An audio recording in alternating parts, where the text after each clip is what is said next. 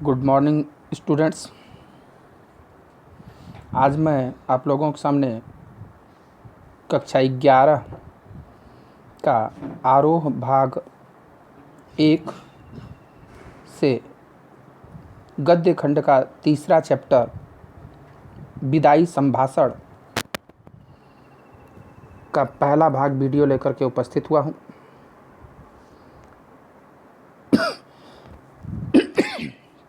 बाल मुकुंद गुप्त का लिखा यह लेख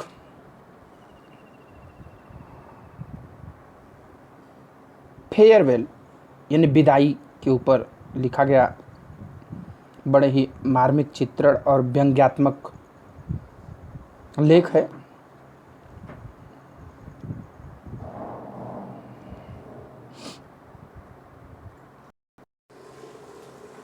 बाल मुकुंद गुप्त, जिनका जन्म सन 1865 ईस्वी में हरियाणा के रोहतक ज़िले में हुआ था कि घुड़ियानी गांव में। इनके पिता का नाम लाला पूरनमल था। इनकी आरंभिक शिक्षा गांव में ही उर्दू भाषा में हुई थी। इन्होंने हिंदी बाद में सीखी, मिडिल कक्षा तक पढ़ाई की, परंतु स्वाध्याय से काफ़ी ज्ञान अर्जित किया। ये खड़ी बोली और आधुनिक हिंदी साहित्य को स्थापित करने वाले लेखकों में से एक थे। इन्होंने कई अखबारों का संपादन किया। इन्होंने उर्दू के 2 पत्रों अखबार चुनार तथा कोहिनूर का संपादन किया।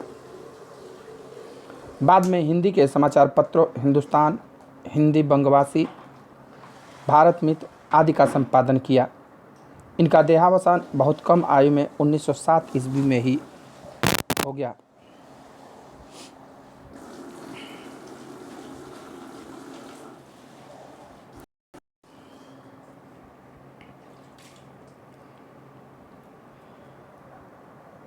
बाल मुकुंद गुप्त भारतेंदु युग और द्विवेदी युग के बीच की कड़ी के रूप में थे।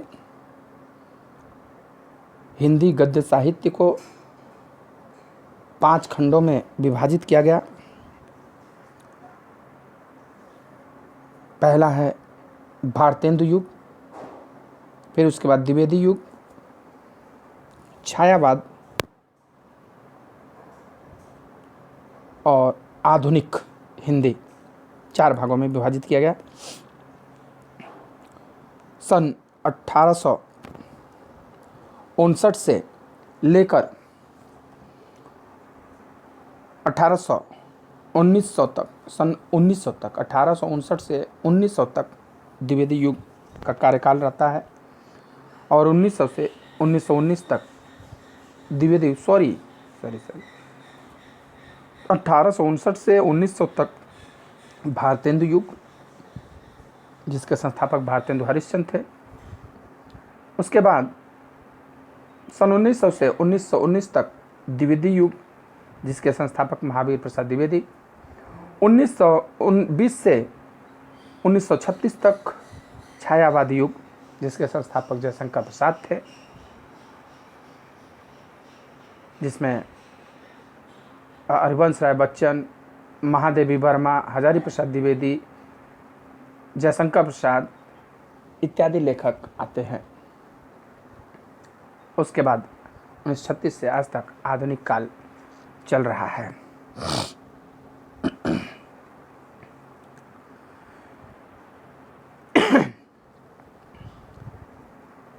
ये भारतेंदु युग और द्विवेदी युग के बीच की कड़ी के रूप में थे, यानी भारतेंदु युग में भी इन्होंने लिखा और द्विवेदी युग में भी लिखा। राष्ट्रीय नवजागरण के सक्रिय पत्रकार थे। उस दौर के अन्य पत्रकारों की तरह वे साहित्य सृजन में भी सक्रिय रहे। पत्रकारिता उनके लिए स्वाधीनता संग्राम का हथियार थी। यही कारण है कि उनके लेखन में निर्भीकता पूरी तरह मौजूद है। इनकी रचनाओं में व्यंग विनोद का भी दिखाई पड़ता है।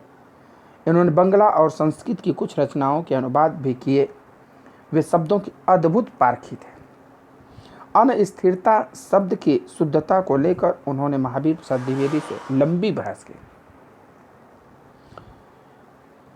इनकी जो प्रमुख रचनाएं हैं शिव शंभू के चिट्ठे, चिट्ठे और खत, खेल तमाशा, गुप्त निबंधावली, स्फुट कविताएं इत्यादि।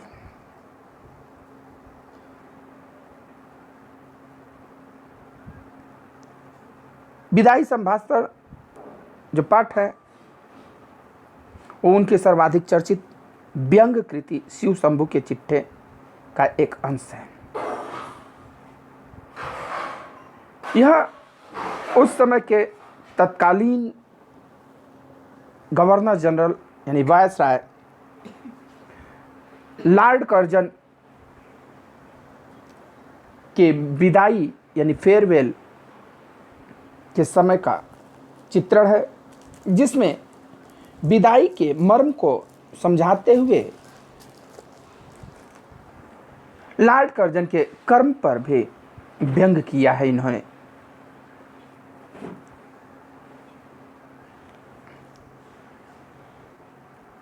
और यह दिखाया है कि भारत में विदाई क्या होता है, विदाई यानी कि जुदाई अर्थात बिछोड़न क्या होता है, उसका दुख क्या होता है।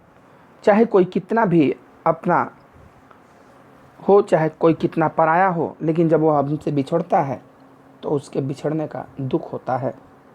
यह इन्होंने इस पाठ में बताया है।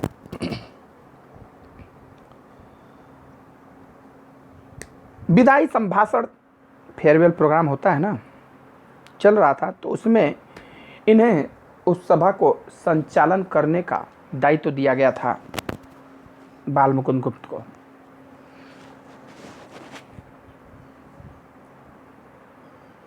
अर्थात एंकरिंग करने का काम इन्हें सौंपा गया था।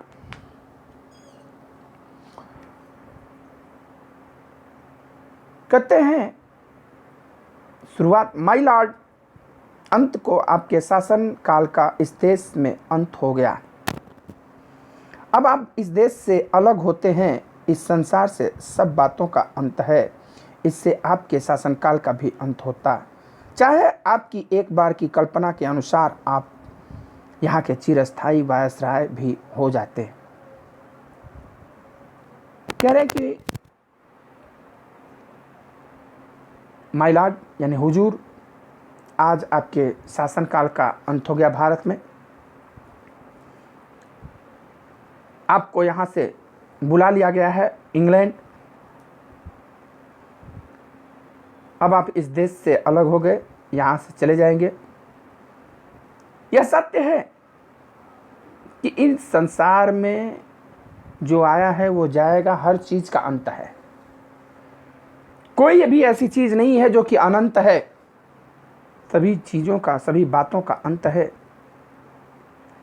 इसी कारण आपके शासनकाल का भी अंत होता है। भले ही आपने एक बार यह सोच रखा हो कि यहाँ के हम चिरस्थायी यानी कि एकदम हमेशा के लिए अस्थायी रूप से वायसराय बना दिए गए हैं, हम यहाँ से हटेंगे नहीं, हम यहाँ इतने काम कर जाएंगे कि हम यहाँ से हटेंगे नहीं।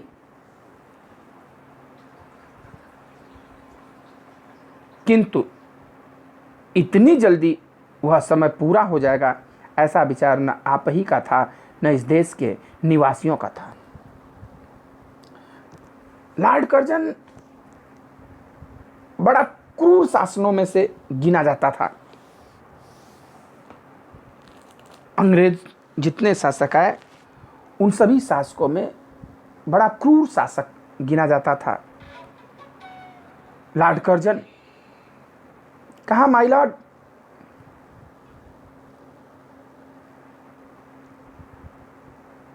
आपके शासन से हम भारतीय बड़े त्रस्त थे। हम तो जानते थे कि एक न एक दिन आपका यहां से विदाई तय है। आप भले ही न मानते हो, लेकिन हम मानते थे। लेकिन इतना जल्दी आपका शासन का अंत हो जाएगा, आपकी विदाई हो जाएगी, यह तो आपने तो सोचा ही नहीं था। हम लोग भी इसकी कल्पना नहीं करते थे कि आपकी विदाई इतनी जल्दी हो जाएगी।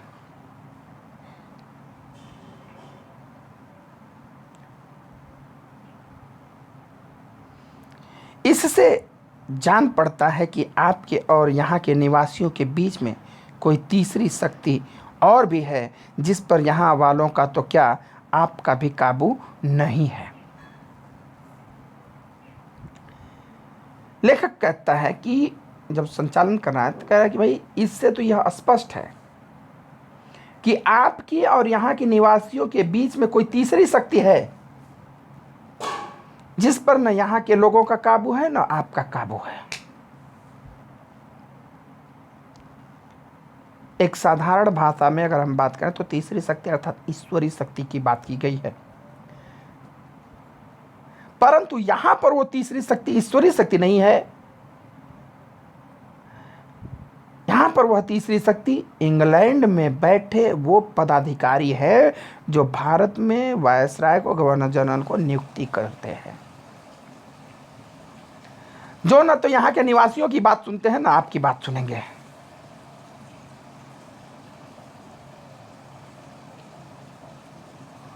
उनके ऊपर आपका भी नियंत्रण नहीं है, वो उनका नियंत्रण आप पर है, उनका आपका नियंत्रण हमारे पर है, हमारा तो नियंत्रण ना आप पर है ना उन पर है।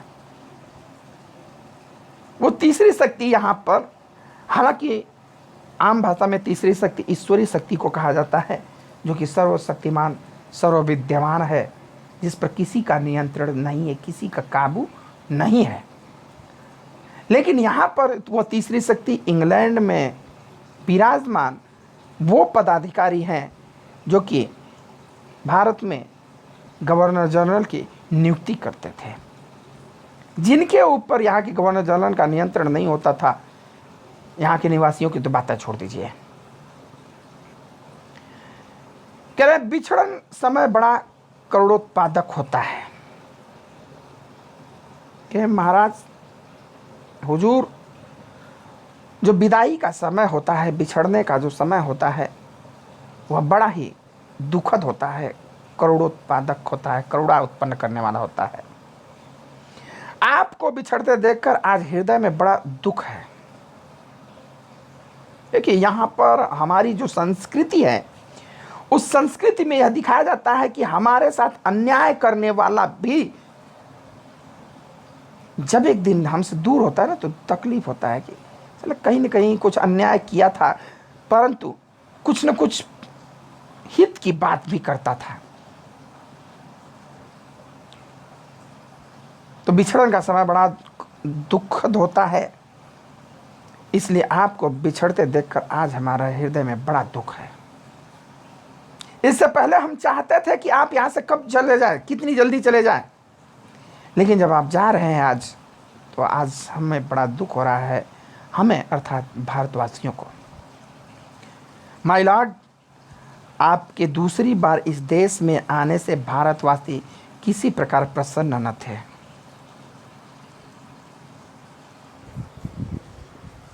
पाँच साल का नियुक्ति होता था गवर्नर जनरल का। पहली नियुक्ति उनकी 1899 से 1904 तक थी। फिर उसके कार्यकाल से वहाँ के पदाधिकारी प्रसन्न हुए और फिर उन्हें दोबारा 5 साल के लिए यहाँ पर नियुक्त कर दिया गया। लेकिन उस दूसरे शासनकाल में बहुत लंबा नहीं चले, साल भर के भीतर ही उन्हें बुलावा आ गया, सरकार उनकी गिर गई।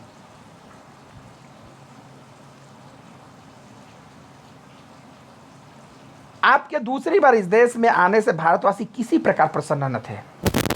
वो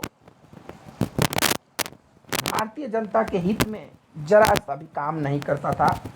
वह हर वो काम करता था जिसमें अंग्रेजों का फायदा होता था, अंग्रेजों के हित का था।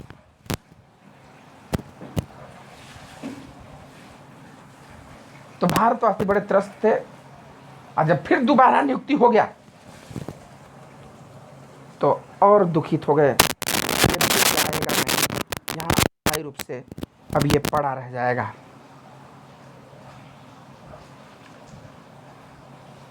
वे दिन रात यही मनाते थे कि जल्द श्रीमान यहाँ से पधारे। वो देवी देवता यही पूजा पाठ करते रहते थे कि जल्दी से जल्दी ये यहाँ से पधारे, यहाँ से चले जाए। पर अहो, आज आपके जाने पर हर्ष की जगह विषाद होता है। आज आप जा रहे हैं तो लोगों को प्रसन्न होना चाहिए, खुश से होना चाहिए कि चलो इतना क्रूर इतना निर्दयी शासक आज जा रहा है, लेकिन यहाँ पर लोग दुखित है। अगर आप कार्यकाल पूरा करके जाते तो लोग प्रसन्न होते, लेकिन कार्यकाल बीच में ही आपको बुलाया जा रहा है, आपको पदस्थ किया जाता है, तो ये तकलीफ आपकी जो है यहाँ के लोगों को बर्दाश्त नहीं हो रहा है। इसी से जाना कि बिछड़न समय बड़ा क्रोधोत्पादक होता है, बड़ा पवित्र, बड़ा निर्मल और बड़ा कोमल होता है।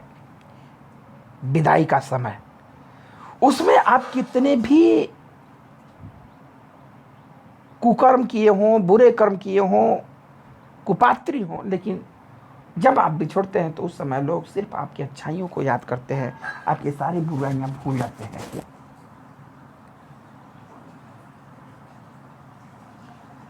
बैर भाव छोड़कर शांत रस का आविर्भाव उस समय हो जाता है। शांत रस यानी कि उपदेशात्मक बड़ा अच्छा था। अभी तक जो आपको बुरा कहते थे, जो आपको दुष्ट कहते थे, वो कहे कि परेशान किया लेकिन ठीक था, बेचारा अच्छा था, इसे इतनी जल्दी इस प्रकार से अनादर करके बेइज्जत करके नहीं जाना चाहिए था। इस प्रकार की बातें लोग सोचते थे। माय लॉर्ड का देश देखने का इस दीन ब्राह्मण को तो कभी इस जन्म में सौभाग्य नहीं हुआ। इससे नहीं जानता कि वहां बिछड़ने के समय लोगों का क्या भाव होगा, पर इस देश के पशु पक्षियों को भी बिछड़ने के समय उदास देखा है।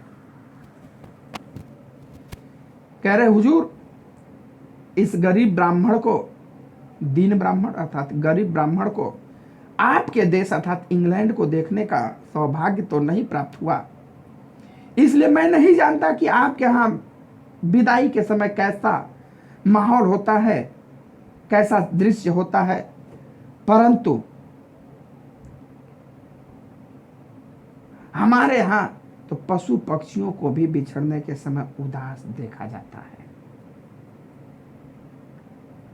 अगर दो पशु एक साथ रह रहे हो किसी घर, और उनमें से अगर एक को हटा दीजिए, एक को बेच दीजिए, तो दूसरा पशु उदास होता है, वो भी पशु उदास रहता है, दूसरा पशु भी उदास होता है।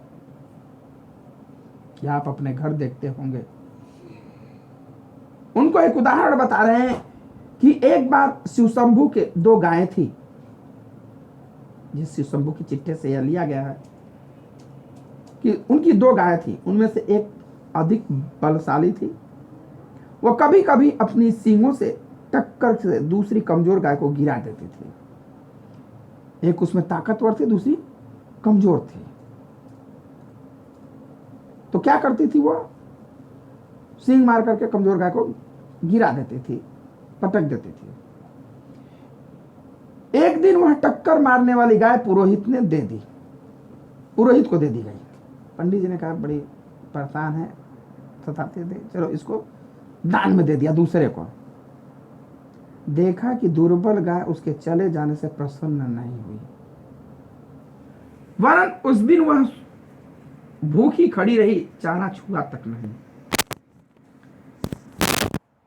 भाई वो गाय उसे मारती थी, तो उसके जाने पर तो इसे प्रसन्न होना चाहिए था, चलो आज हमारा इससे छुटकारा मिला, अब हम सुकून से खाएंगे। लेकिन प्रसन्न होने की जगह यह उस दिन पूरे दिन भर उदास रही, दुखी रही, यहां तक कि दिन भर चारा भी नहीं खाया। कहते माय लॉर्ड, जिस देश के पशुओं के बिछड़ते समय यह दशा होती है, वहां मनुष्यों की कैसी दशा हो सकती है, इसका अंदाजा लगाना कठिन नहीं है। कह रहे हुजूर, जिस देश में पशुओं के अंदर बिछड़ने पर इस प्रकार के भाव व्यक्त होते हैं, ऐसी दशा होती है, तो वहां के मनुष्यों की क्या गति होती होगी, क्या दशा होती होगी, इसे समझाने में बहुत कठिनाई आप नहीं होगी। आप खुद बड़े आसान से, बड़े सरलतापूर्वक समझ सकते हैं कि बिछड़ने का समय यहाँ के मनुष्यों के लिए कितना दुखद होता होगा। आगे भी इस देश में जो प्रधान शासक आए, अंत में उनको जाना पड़ा। इससे आपका जाना भी परंपरा की चाल से कुछ अलग नहीं है। तथापि आपके शासनकाल का नाटक घोर दुखांत है। और अधिक आश्चर्य की बात यह कि दर्शक तो क्या, स्वयं सूत्रधार भी नहीं जानता था कि उसने जो खेल सुखांत समझकर खेलना आरंभ किया था वह दुखांत हो जाएगा। कह रहे कि यहां से जाना और आना तो आप 5 साल के लिए सरकार नियुक्त होती है फिर जाएगी, कोई बहुत नई बात नहीं है। लेकिन आपका इस प्रकार से जाना, इतना जल्दी जाना, यह हम भारतवासी क्या, जो इसके सूत्रधार अर्थात आप भी खुद नहीं समझ पाए थे कि आपका अंत इतना जल्दी हो जाएगा, कि आपने खुद नहीं सोचा था कि मैं जो खेल ये खेल रहा था कि जिसका अंत सुखांत होगा, यानी सुख भरा होगा, हमारे आने वाली कई पीढ़ियों को दुख का आभास नहीं होगा।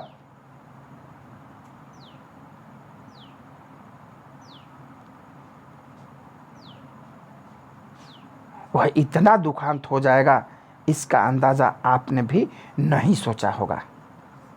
चलिए खैर, आज के वीडियो में इतना ही। शेष मैं अगले वीडियो में बताऊंगा। वीडियो अगर अच्छा लगे तो आप लाइक शेयर और कमेंट ज़रूर करिएगा। अगर कोई समस्या हो तो आप हमें कमेंट करके या फ़ोन करके पूछ सकते हैं। धन्यवाद।